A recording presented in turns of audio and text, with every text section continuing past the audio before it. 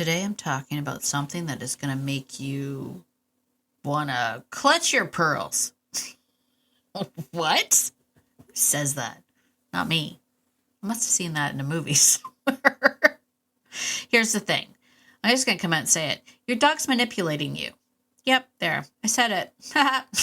Now, before you panic and think that I'm going to go full like your dog's trying to dominate you or whatever, relax. I'm not going to. That's not what I mean. But dogs absolutely learn how to influence outcomes, emotions, routines, and even us. So if you've ever found yourself wondering, am I helping my dog right now or am I accidentally getting emotionally played a little bit? This episode is for you. Let's get into it. Ready to have a calm and peaceful life with your dog without the stress of those fear-based behaviors? Hi, I'm Tracy, and I've been there, overwhelmed by all the conflicting dog training advice and unsure of what to do next. But now I help dog lovers like you simplify your life with your dog by building confidence naturally, fostering trust, and addressing those fear-based challenges. So, if you're ready, stop chopping those chicken wieners and let's get to it.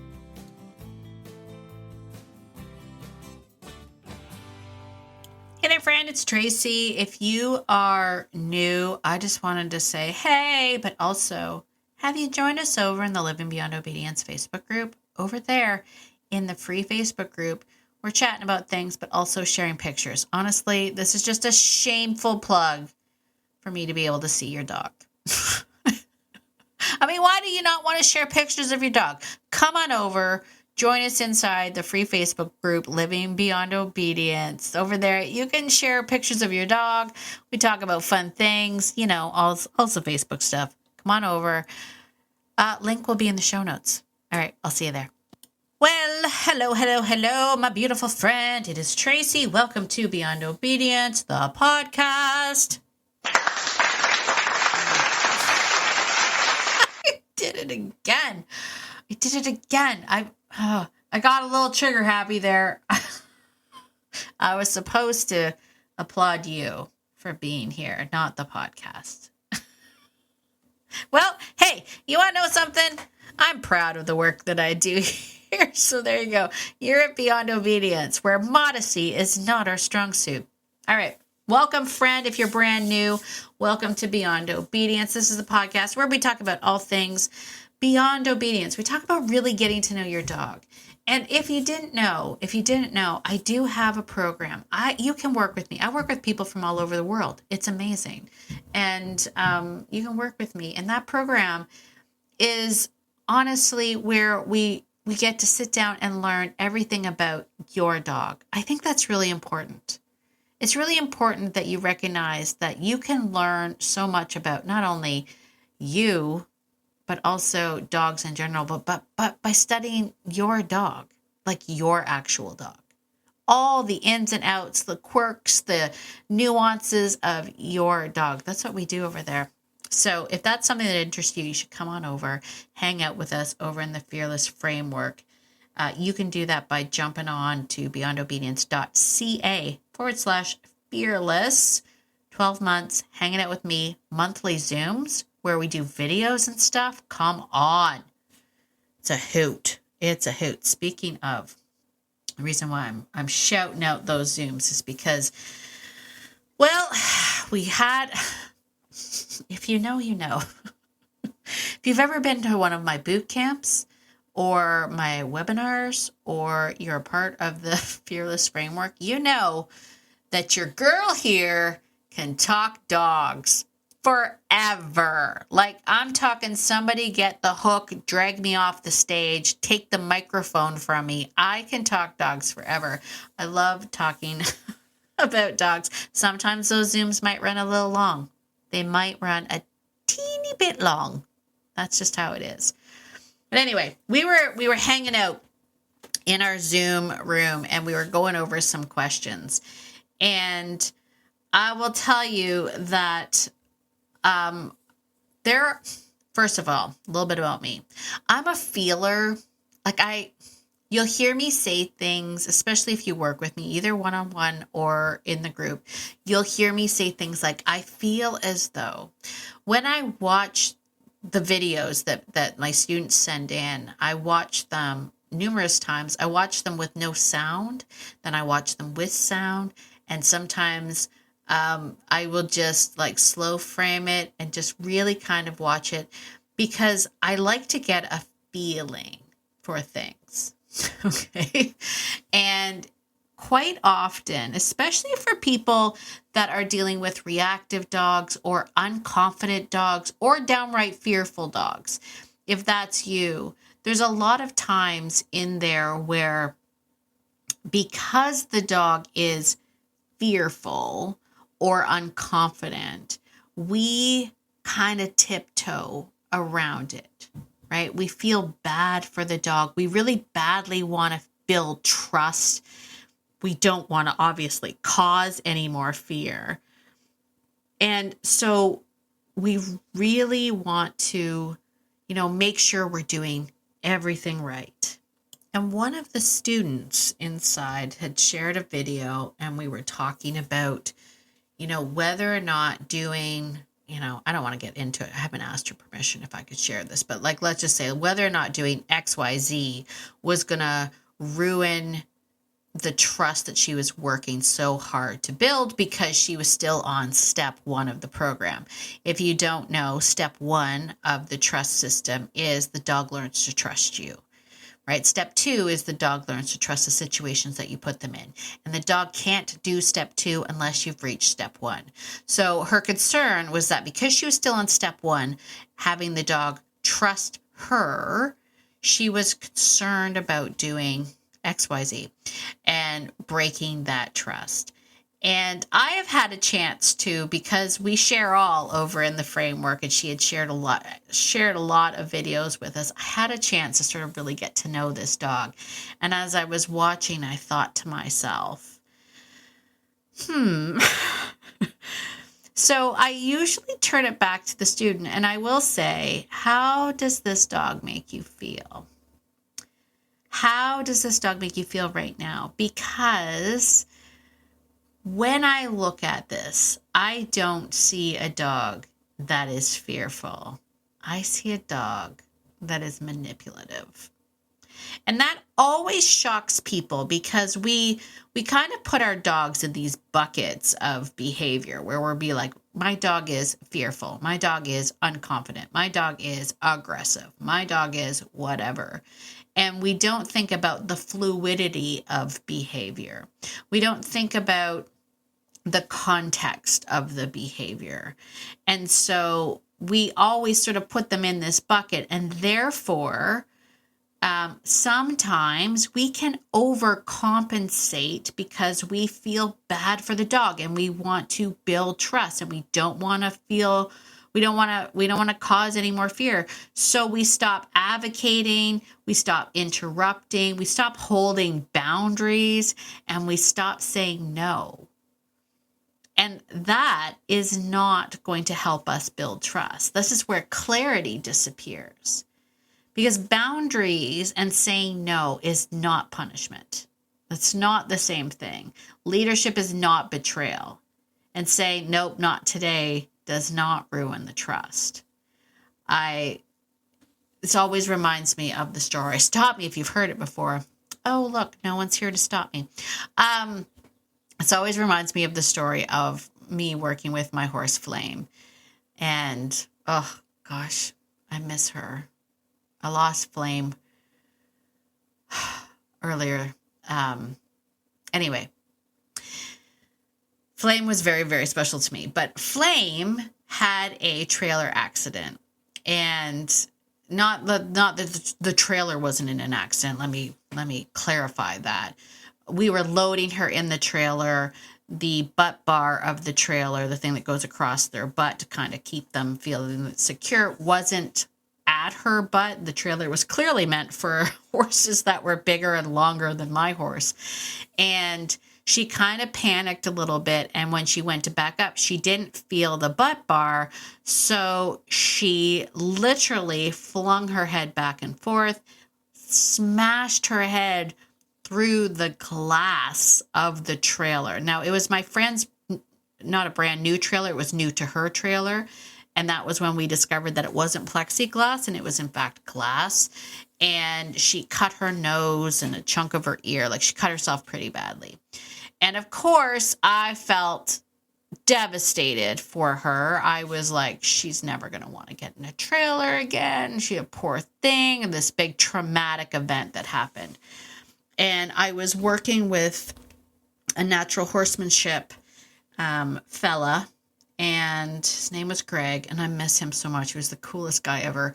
Anyway, we were doing natural horsemanship stuff, and I said, I really would like to get her back on a trailer. Like, I'd like to get her over this hump of having a fear of trailers. And he was like, I agree, you should totally work on her. So he gave me all of these things to do and how to do it and how to have patience and all of that.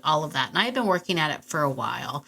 And he did actually classes. So there was a couple of other people that came once a week to do these horsemanship classes.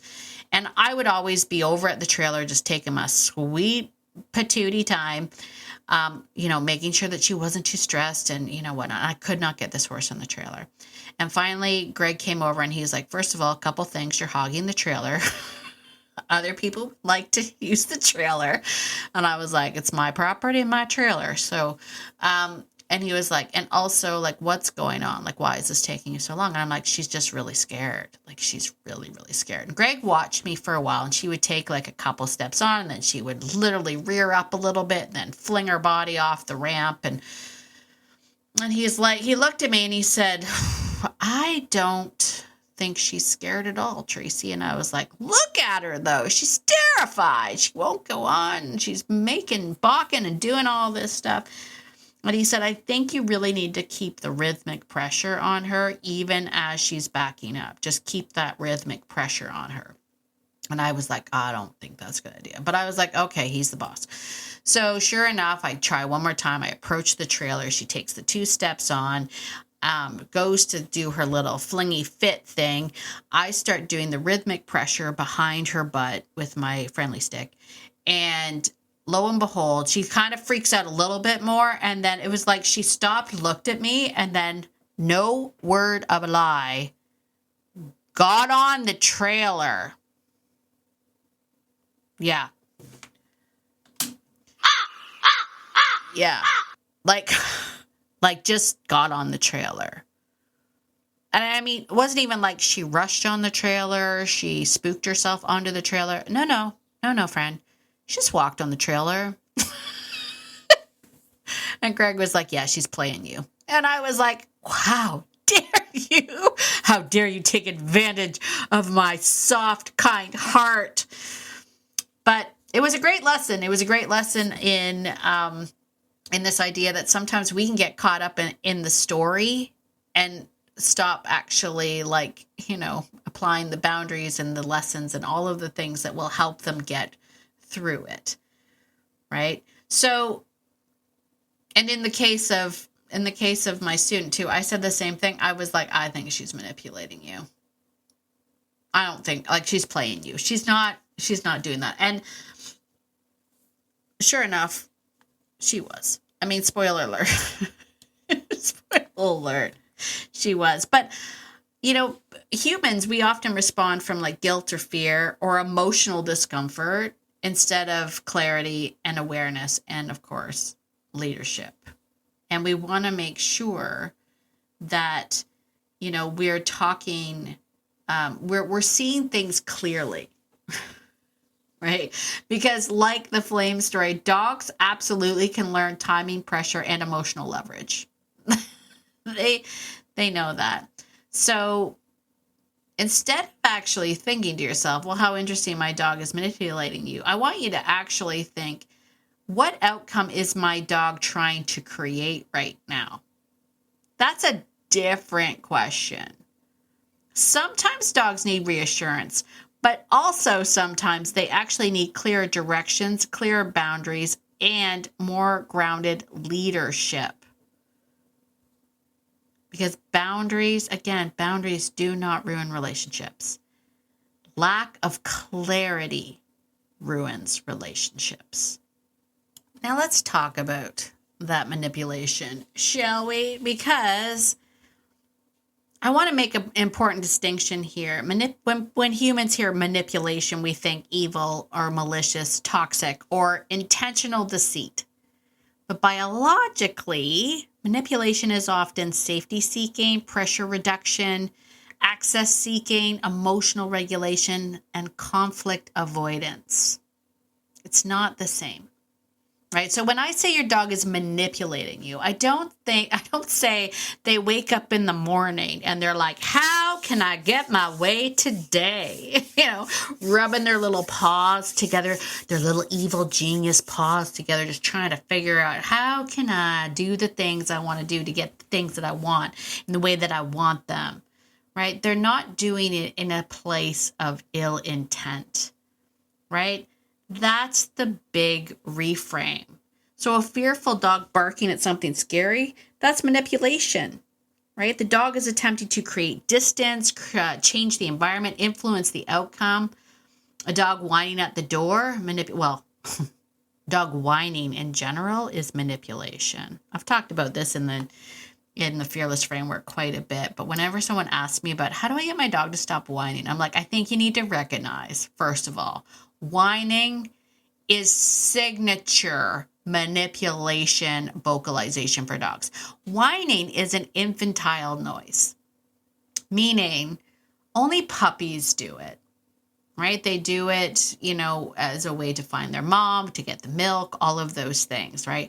Puppies do it. But if left without any other human intervention, whining would actually just slowly get kicked out of the repertoire of vocalization for dogs because it doesn't work on adult dogs after the puppies have grown up. But it works on people. So if you have a whining dog, that's manipulation, my friend. That is 100% manipulation because it is not something that works on other dogs. How interesting, right? So you have a dog whining at the door, that's manipulation. Dog pawing you for attention, that is manipulation. Not because they're being bad, but because behavior exists to change outcomes. And that is the distinction. Humans manipulate consistently, right? Tone changes, crying, silence.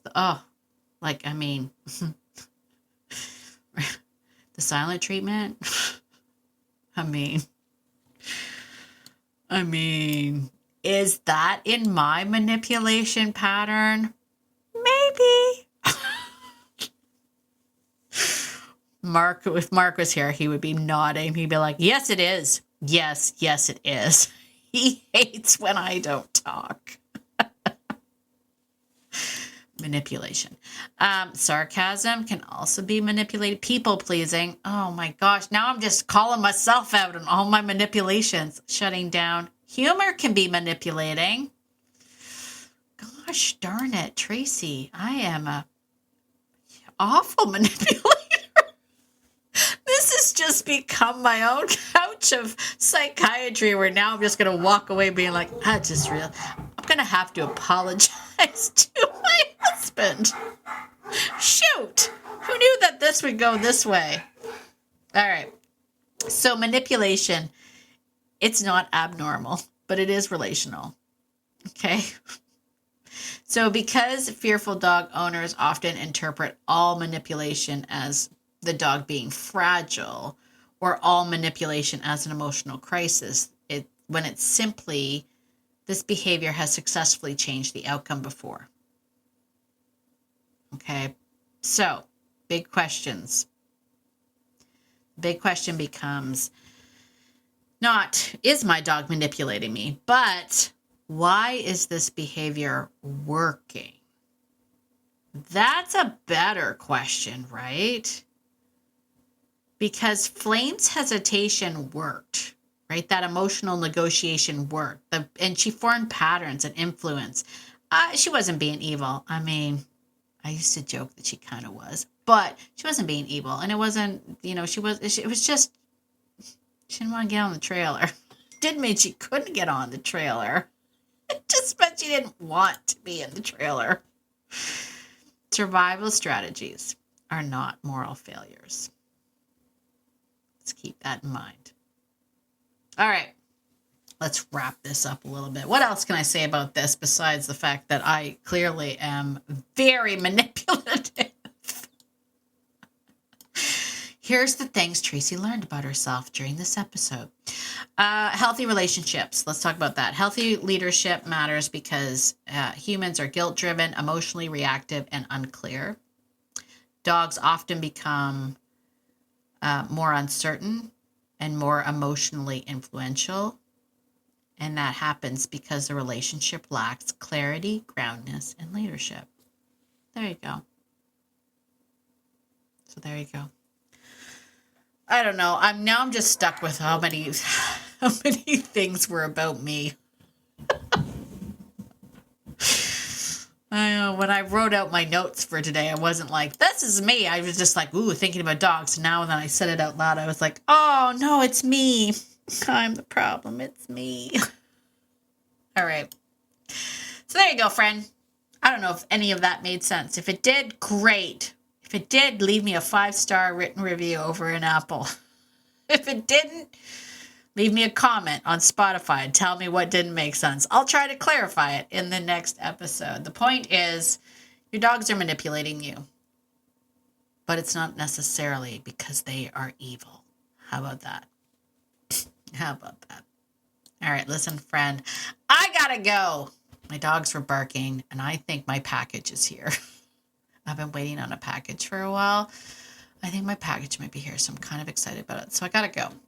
Listen, if you like this sort of thing, as I mentioned, give me a 5-star written review over in Apple. Really helps push the podcast out to more and more people. And as always, my dog-loving friend, get out there today, and be the person that your dog thinks you are, because your dog thinks that you're amazing. And so do I. Have a fantastic day, and I will see you in the next episode. Bye for now.